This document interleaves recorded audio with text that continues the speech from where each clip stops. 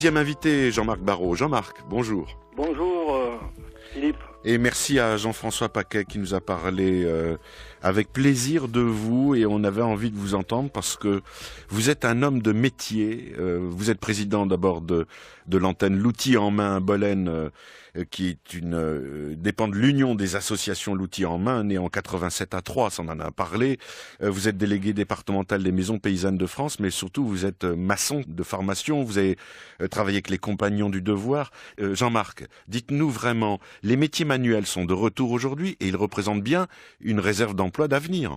Ah ben tout à fait, nous on en est convaincus, mais on serait un petit peu en danger quand même, parce que la société est en train de se transformer, les métiers manuels se spécialisent, et c'est plus du tout le même aspect que ce que nous on a connu, c'est-à-dire être complet dans son métier, polyvalent, acquérir des compétences. Donc c'est des formations qui sont longues, qui prennent du temps, qui sont coûteuses et souvent qui sont pas reconnues. Mais d'un autre côté, les métiers du patrimoine ont besoin de ces hommes de métier. Ben oui. Donc il y a un avenir. Oui.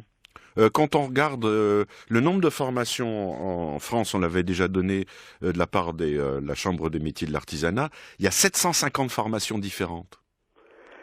C'est énorme, mais il faut voir aussi qu'il y a beaucoup de métiers qui sont très spécialisés. Enfin, le terme métier aujourd'hui, il est un peu galvaudé, parce que métier, ça vient de ministérium, service, d'accord, mais aussi exercer un ministère. C'est assez profond quand même comme signification, quoi. Mais j'ai voulu être un homme de métier, mais celui qui construit une cathédrale.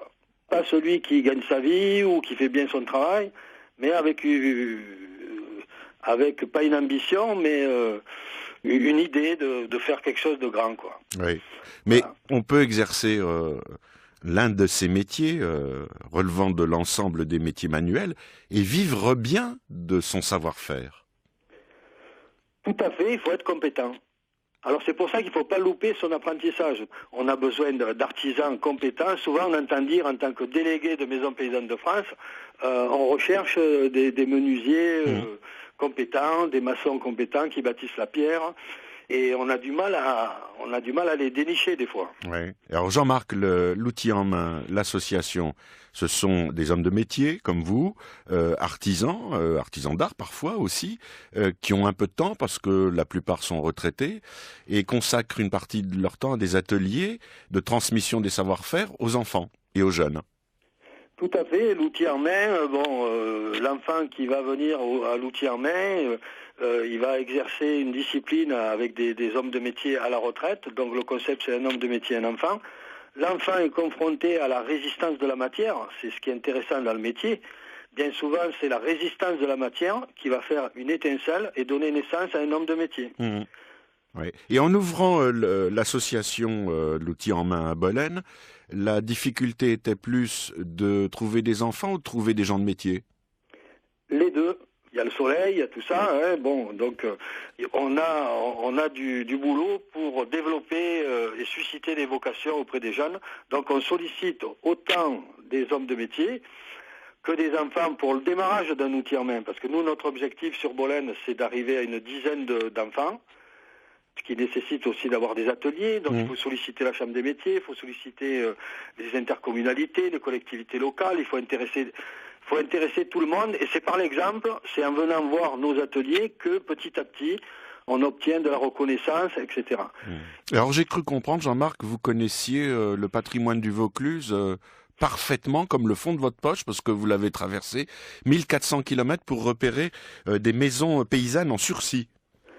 Effectivement, je suis le délégué départemental des maisons paysannes de France, et donc à ce titre, on a imaginé une exposition itinérante à travers le Vaucluse, et on est parti répertorier des maisons de nature noble qui n'ont pas été trop chahutées. On est aidé par le Conseil général du Vaucluse, et on a 6 panneaux de présentation pour expliquer le pourquoi du comment des maisons paysannes. Les maisons paysannes dans le Vaucluse, il en reste encore à restaurer. Et la boucle est bouclée parce que vous vous créez des vocations avec l'outil en main. Ensuite, les jeunes peuvent suivre une formation, par exemple avec les compagnons du devoir. Et puis, ils ont du travail avec des maisons du patrimoine à restaurer. Tout à fait. Il est certain qu'il y a un grand chantier. Bon, on rêve d'un nouveau Malraux de la culture pour redynamiser tout ça, parce que il faut un élan aussi. Mais on est prêt. Bon, on attend le futur André Malraux. Voilà. Vous allez avoir 3 liens à nos pages d'émission, franceinter.fr et page Facebook. Le lien avec l'outil en main, avec les maisons paysannes et avec les compagnons du devoir. Merci beaucoup Jean-Marc. C'est moi qui vous remercie Philippe, et continuez de nous faire des belles émissions comme ça. Merci. Merci, bonne route.